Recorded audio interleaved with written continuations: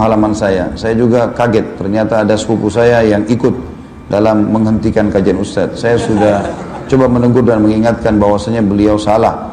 Dan saya pun berkata bahwa saya santri Ustadz Khalid, dan selama saya mengikuti kajian tidak pernah ada kata mengkafirkan, apalagi memecah belah umat.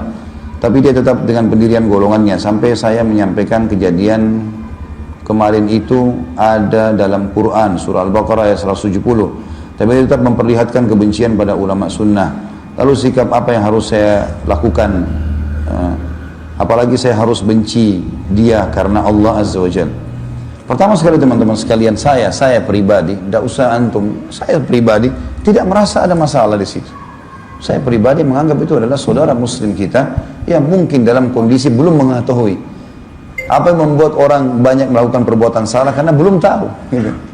Andai saja mereka ini bisa mendengarkan ceramah utuh misalnya, atau hadir sekali saja pengajian kita, maka tidak ada masalah sebenarnya.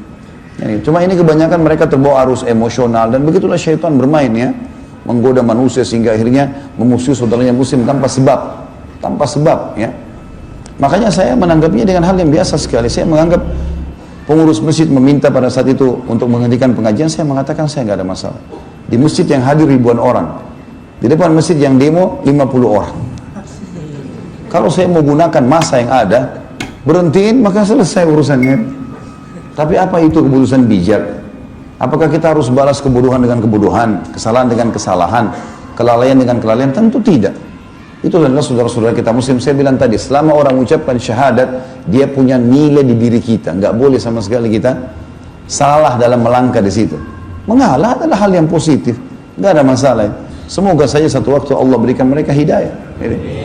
Jadi tidak ada sesuatu yang harus dibesar-besarkan di sini, kalau saya melihatnya. Tapi masalah adanya beberapa orang ikhwah yang akan memberikan masukan itu positif saja.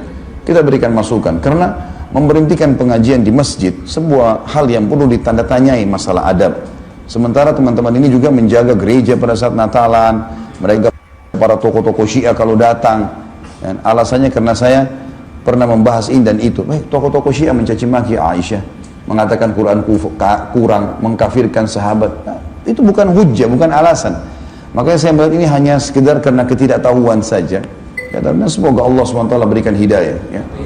Dan insya Allah tidak akan pernah diangkat derajat seorang hamba tanpa ada ujian.